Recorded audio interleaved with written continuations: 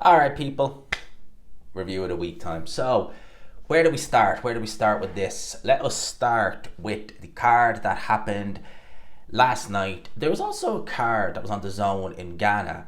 It was Andrew Tabiti, and I saw Hara Davis, who retired after his fight with Adam Azim.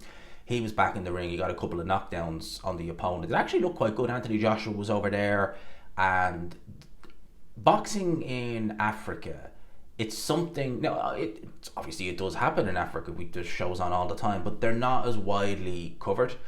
But looking at the footage of, and Ghana's in West Africa, I believe, looking at like how many people turned up for the weigh-in, looking at how many people were excited for the show, I know it's difficult, but I would absolutely love to see a big show somewhere in Africa. I really would. I really would, because it looks to me as though that's what the fans over there want. It looks amazing, the atmosphere, everything. So that was something nice to watch. That really was. In terms of the show that was on last night on the Zone, Eddie Hearn Match Room, I watched the knockout of Tiamuna. He is powerful. He's a big, powerful, he's a hulk of a man. He fought this guy, Liam Whitfield, 35 years old, known as the Hammer, 6 foot tall. He's... All right, look, he's already actually, look at this, he's got a fight lined up for September. Okay, well, after that knockout, he was knocked out in the round. The guy, like, you look at this guy's record, right? And it's like, made his pro debut in 2009, 2 years out of the ring, and then he fought kind of frequently until 2015, and then didn't fight till 2024. So, very infrequent. Very infrequent. He looked pretty bad. I ain't gonna lie, he looked pretty bad. And by the way, the picture he's using on BoxRec, that's like a proper catfish picture, because he did not look in that good shape when he fought Thierry Moana. That's like when you see people on like Instagram, or not Instagram. Well, yeah, they do it on Instagram too, but like when you see people, in fact, actually they do it pretty much everywhere nowadays, where Andy Ruiz is terrible for it, but like, you know, kind of when it's like, you know, a girl will only show like kind of to there. And you know what I'm getting at. Or they use, in this case, a picture from probably about 10 years ago. So, yeah, that was the guy Thierry Moana fought last night. Seeing Andy Cruz, he got a nice knockout win in 5 rounds. What a stoppage win over Haramoni Mashiro, I think is how you say his name. This was his 6th pro fight for Andy Cruz. He looked very good. I think he's really got some serious potential there. And yeah, I believe he is now he's IBF mandatory, I believe now. So that's going to be interesting to see. It's inevitable he's going to pick up a version of a world title. He might not necessarily go through the weights. We could be looking at someone who is maybe going to only win a weight in 1 or 2 classes, because he doesn't seem to have that frame to really just go through the weights. But he is still an entertaining fighter to watch nonetheless. He's very talented, phenomenally talented. But here's the problem, right? It's not a problem. Well, it is and it isn't. I can't see him being a star. All right, that's not to mean he's bad. He's not. He's very good. But stardom, and you could be a tremendously talented fighter, tremendously talented. But someone, I'll give you an example, right? Is Chris Eubank Jr. one of the most talented fighters around the boxing? Hell no, right? I like Chris Eubank Jr. as a person. I quite like him. Is he a talented fighter? No. But is he a star? Yeah. All right. Is Andy Cruz a tremendously talented fighter? Hell yeah, he is. But do I think he could be a star? Does he have star potential? No. And let's maybe use, I'm just trying to think of someone else. I'm trying to think of someone else really, but you know what I mean? Like, you can have all the potential, but it's not always that brings you along. And I wonder if Andy Cruz is kind of in that. Like, so I remember Danny Urilusinov years ago. And I remember Sky were unbelievably harsh towards him. Unbelievably harsh. You know, they were acting as though Urilusinov, this was Sky being, what Sky are like, especially back then. They were like, well, Ulusinov's not good, but Josh Kelly looks brilliant. Yeah, really? Josh Kelly, yeah, how'd that work for you? So that's kind of, you know what I mean? It's like that, where you can see that the talent is there, but it's not all clicking. It's not all clicking, and it's going to be a hard sell, right? And then obviously Richardson Hitchens, George Kambosos Jr. Kambosos took a fair shellacking. He really did in there. That was a beating. And I have to say, it came as no great surprise to me. Cambosos, I've done a video already talking about Cambosos, and like, he's essentially an overachiever. which I don't say that in a derogatory way or anything like that, but it's just the way I see it. I see a guy who, when I was looking at his box rec earlier, it was like split decision, three split decisions in a row. Two of them he really did. Well, he won all three of them legitimately, but they were still close enough to be split decisions. Loses school twice by Devin Haney. Scrapes a majority decision against Maxie Hughes. That should have been a loss. That really should have been a loss. Unanimous loss. Quite a clear loss as well, actually, because it was competitive, but it wasn't like you couldn't make a case for Kambosos winning the fight. I truly believe you couldn't make a case for him winning the fight at all. And then he gets battered by Lomachenko. He wins legitimately. There was no disputing the decision against Jack Wiley, but like he got hit a lot in there and he looked awful for my money. And I'm thinking, that's Jack Wiley. Like, I mean, how are you going to go from that to fighting Richardson Hitchens? Who is he going to be an elite pound for pound star? I don't think so. But I think he's a good world champion. He's solid, if nothing else. And I think that you, as maybe a small 140 pounder who was never really that big of a lightweight, and kind of did have a bit of a Buster Douglas moment, against Teofimo Lopez. That's not going to get you home against someone like a Richardson Hitchens. It's just not going to do it. And when I look at that division, obviously the Ring Magazine have a show coming up next month in New York. You look at the likes of someone like a Subran Mateus, if he was to say, like, imagine him against Kambosos, he'd beat the living crap out of Kambosos. That'd be vicious. That would be horrible to watch, actually. Even though I love watching Subran Mateus, that wouldn't be fun watching. So I think with Kambosos, we've kind of seen where he's at, we've seen the level he's at, and for me, I'm just like, well, I wasn't surprised that he lost. He took a bit more of a beating than I thought he would have.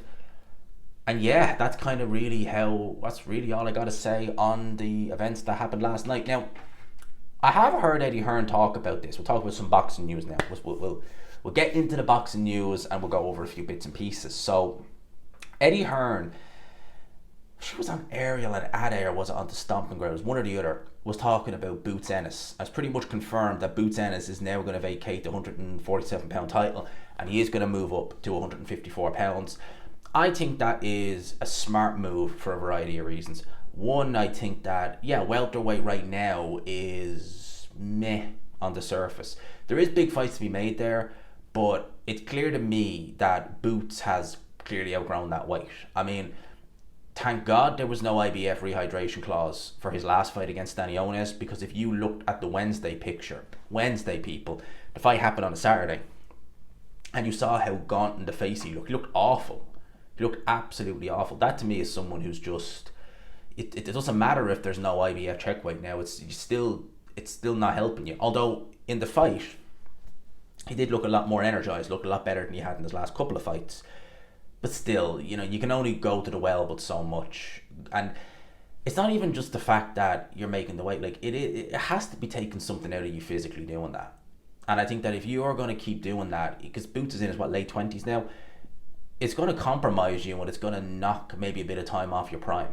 Constantly going and draining yourself down. So him going to 154 pounds is a smart move. That division is where the big fights are, if you think about it, because you've obviously got Fundora Zoo happening next month, which would be a good fight. The first fight was really, really good. Fundora is probably the guy at that weight. You've got obviously Virgil Ortiz. That just Matchroom Golden Boy. There you go. Riyadh show. They were trying to do that. For the last crescendo, I think it was. I'm pretty sure it was that fight. Yes, it was that fight, the last crescendo. They were trying to do it for that, didn't happen. Just do it now. Now we've got the chance, and I think Boots is going to be a force at 154 pounds. It does now mean that the IBF title will be vacated. Now, question I have is that obviously we got Paddy Donovan versus Lewis Crooker back in March, where the winner was going to be mandated to fight Boots Ennis. It's not going to happen now, because Boots has vacated that. So therefore, a rematch was ordered between those guys. Does that then mean that the winner becomes IBF champion? Because logic will tell you that the vacant title should be on the line. There was no interim champion, so it's not like someone's going to get elevated. This was just the final eliminator. There was no interim title. So without the interim title, it just means number one and number two fight for the vacant title. There you go. And Paddy Donovan Crooker 2, it will add a new sense of intrigue for this fight, because now it could potentially have a world title on the line. And I think that Paddy Donovan should win. I mean, the first fight, yeah, I can't argue, really. I've said it before, I'll say it again. I can't really argue with the decision, but I do have issue with the referee's placement because, without going into a long, convoluted one about the first fight, the guy was hurt, the referee should have been right on top of things and he was miles away. So there you go. So I think that it's 3-1, half a dozen of the other, but I can't really argue with the DQ. Paddy Donovan should win it, and he'll be a tough one to beat at world level at 147 pounds. Some interesting fights there for Paddy Donovan then, because I think he will win. Now, that's a rematch that was ordered because there was controversy first time, right? It was a DQ loss, and they ordered that rematch, and that's all good, right? There was a rematch that was ordered maybe a month or so ago, which was JBTKV versus David Alaye. They ordered that rematch, the British Boxing Board of Control did, because there was a little bit of controversy in their fight. Ain't gonna happen now though, because a Ring Magazine show, Riyadh season show really, was announced for August the 16th, and on the undercard is Filip Hrgović versus David Alaye. I still can't quite get my head wrapped around this fight. I don't want to sound like a broken record. This is obviously a weekly review, so it's happened in the week, so we will talk about it. But it's just still such a bizarre fight for me. It just doesn't make any sense for really either guy. I mean, what does Filip Hrgović gain from beating up David Alaye, really? And David Alaye is struggling at British level. You're fighting a world-class heavyweight who has a great chin and can punch a little bit as well. I honestly, I don't get this fight. I'm struggling. I really don't understand. I really don't get it. It's a strange one. Ray Ford, Anthony Kakache, got to give Ray Ford the edge in that fight. Nick Ball, Sam Goodman. Sam Goodman's not a terrible fighter. I haven't seen a few clips of him. I think Nick Ball should have the beating of him. I say should. He's been pretty good lately, Nick Ball. And I always enjoy watching Nick Ball. And then obviously the headline act is Moses Itauma versus Dillian Whyte.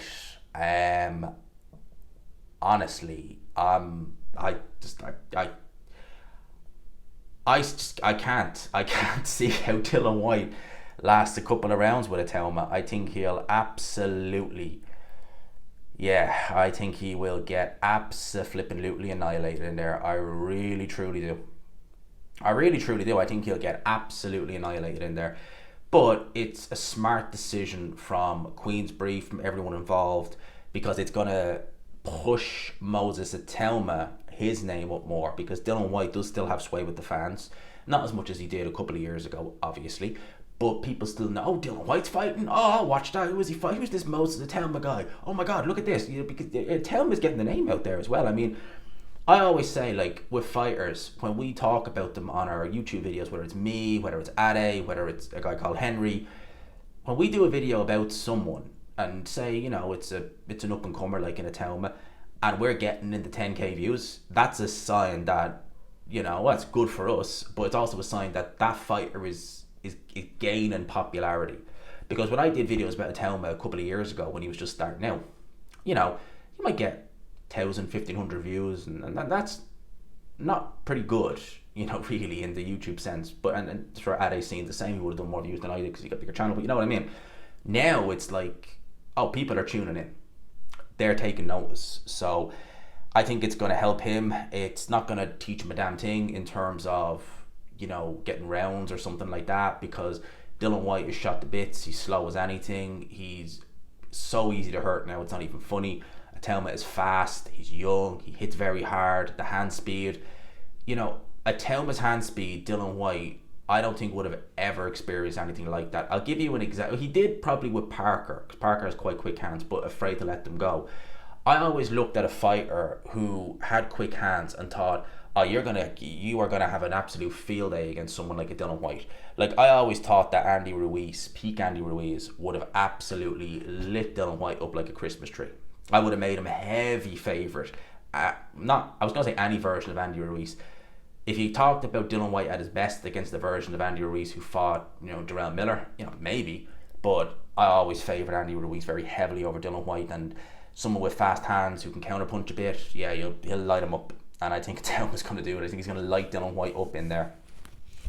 The WBO have ordered, this is an interesting one, Sam Noakes versus Abdullah Mason for the vacant WBO lightweight title. Both parties have 20 days to agree a deal before it goes to purse bids. I've been really impressed with Sam Noakes, I have to say. But Abdullah Mason, I don't think you're beating Abdullah Mason, Sam Noakes. And to be honest with you, I kind of hope I'm wrong, because I really like Sam Noakes. He seems like a really cool, funny character. Good fighter too. He's not a bad fighter by no stretch of the imagination. So you'll have my support, but I don't know if I'll necessarily be picking you. Gilberto Ramirez told the Ring magazine that he's confident that he would be victorious in his next fight. The J.Up Pattaya unification is next. Well, as far as I'm concerned, if it's not next, then J.Up Pattaya needs to just say, the hell with the cruiserweight division, I'm going straight up to heavyweight. Simple as. That's as simple as. If that doesn't happen, just straight up to heavyweight, because there's no need sticking around. It was obviously announced as well that Canelo versus Crawford will take place in Las Vegas, September the 13th in Las Vegas, Nevada. I think I already said that, but I'm saying it again. It will be on Netflix. That's actually what I meant to say. I meant to say it's in Las Vegas on September on Netflix, but I just said Vegas twice. Don't know why. Yeah, so that's what is going to happen. It's a big fight. It's a massive fight. It will do good numbers on Netflix. Dana White is promoting it. He said it's the first boxing show he's promoted apart from all the UFC fight passes. Dana White, there you go. You've done shows in the Tree Arena that you promoted, but of course this is your first one, because yeah, there you go. Brilliant. Yeah, look, the fight itself is going to be interesting. Turkey made some very interesting comments during the week. I don't have the actual quote here, but I'm paraphrasing basically, where he's basically saying he doesn't want to see fighters run around the ring anymore. And he obviously, you got to think of it like this, right? Turkey went and done a show in Times Square where he saw two absolute snooze fests, right, in terms of Ryan Garcia versus Rowley and Devin versus Ramirez in particular.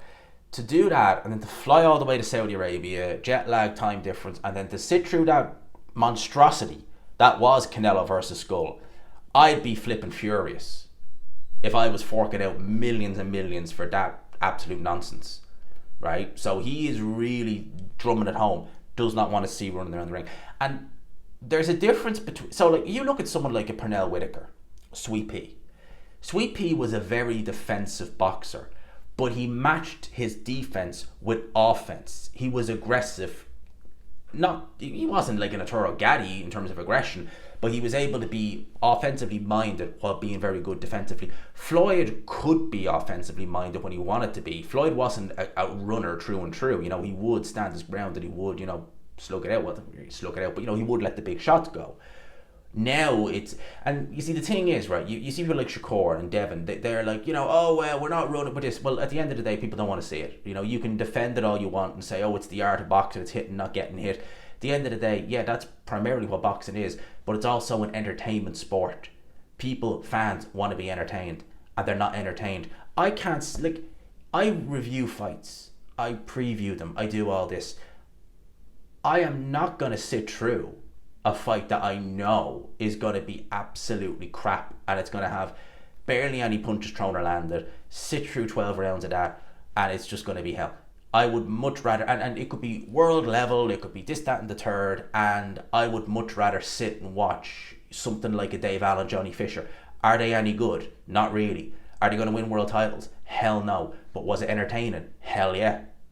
That is going to draw more fans than someone running around the ring for 12 rounds, and Turkey gets it. So I agree with him. Wholeheartedly, I agree with him. As I said, I understand being defensive. I get that. Defensively minded, it's going to prolong your career and your health. I get that. But you're never good. Like, there comes a point where it's like, all right, this is a joke. You're literally landing barely any punches. You're throwing.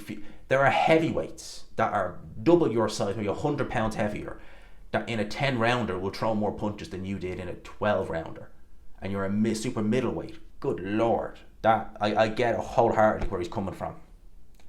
Lawrence Okolie will face Kevin Lerena in a heavyweight clash on the undercard. Dubois versus Usyk. It's one of the first fights they've announced for the undercard. It's not looking to be a particularly stacked undercard, but I think that it is. It's probably to be expected. There's a lot of big fights coming up, and I think a lot of the talent is either going on the Ring magazine show one week and then going to be on probably the August 16 show as well. So you have to take that into consideration as well. So that's where we stand with that. I think that's pretty much it. Like, as I said, this week or last week in boxing was not a massively busy week. As long as I get 20 minutes or so in these, I am reasonably happy. I hope you all did enjoy it. In terms of what we're doing this week, we should be back to at A&G Man this week. Just the way all the cards fell last week. So between me being home in Ireland for I went home for Friday to Tuesday. And then Ade was obviously flying to Miami first thing Wednesday. So it was just like, can't do a show. Simple as. So that's in 20 weeks, 20 episodes, we've only missed one. And I think, a lot of good podcasts, they do take a little, they take like a week or two break when something's on and, stuff like that. So it's not we'll obviously be back this week. He has something to announce tomorrow for his own channel, which is going to be interesting because you'll be seeing a bits of it in that A&G Man as well this week as well. So stay tuned for that. Look at it. I'll be announcing it tomorrow. I know what it is, and I've seen the kind of video they are going to release to show everyone. It's good. It's good. Trust me. It's good. It's good for all of us. I have, as I said in a previous video, you can see the light stand behind me, and I'm absolutely honestly, like, I've the big studio light over there in the wardrobe, and I tried to fit it on Friday. And honestly, like, it looked like I've seen amputees stand up straighter than the way I had this light. So we're a little bit, I'm having someone come over to help me set it all up because I've got the mic. So I'm hoping by tomorrow, I'm really hoping by tomorrow, when you see me here next, you'll see a big mic here, a nice one. You'll see, probably be further back actually. I'm going to have to move this desk back to a bit there. But you're going to see light and look a lot better. The sound's going to be a lot better. And it's just going to be a massive improvement. Because it's needed. We need to... Listen, 25k subs is nice. I'm nearly at that. Getting there. I got to do more. I got to improve things. Because I need to get the channel to grow. And obviously I need to attract sponsors. And I've had a lot of good advice over the last couple of weeks, and I need to make the most of that. It's no use, this is to anyone, there's no use getting advice and then just letting it go over your head and not doing anything with it. If someone gives you good advice and they know what they're talking about, flip and act on it. Simple as. Because they are where you want to be. So they know what they're talking about. Simple as. Right? Simple as. So hopefully in the next day, we will see, it'll look a little bit different. It'll look a bit better. I do need to replace this chair though. But trying to find a decent office chair in London that's second hand and not battered to bits I didn't think it'd be hard. Flipping is hard. I was looking for a game chair, and any game chair under £50, it's second hand. You don't really want to pay any more than really you need to. Yeah, they are battered to bits. I don't even know. I'd love to know what they're doing. They must be some angry gamers if that's some of the chairs I've seen. But anyway, I'm digressing. Let me know your thoughts in the comment section below and everything. I hope you enjoyed the video. Smash the like button if you could. Hit subscribe if you haven't already. And until next time, peace.